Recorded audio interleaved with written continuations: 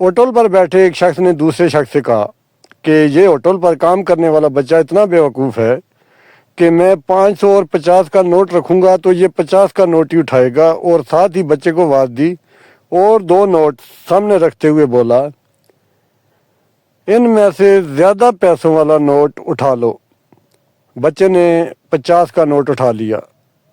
تو دونوں نے کیکا لگایا اور بچہ واپس اپنے کام میں مصروف ہو گیا۔ پاس بیٹھے شخص نے ان دونوں کے جانے کے بعد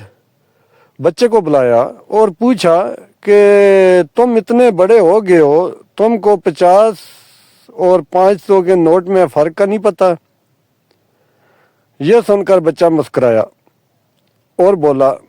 کہ یہ آدمی اکثر کسی نہ کسی دوست کو میری بیوقوفی دکھا کر انجوائے کرنے کے لیے یہ کام کرتا ہے،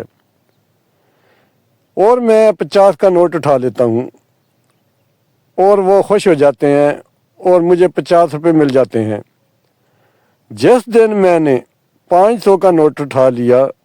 اس دن یہ کھیل ختم ہو جائے گا اور میری آمدنی بھی۔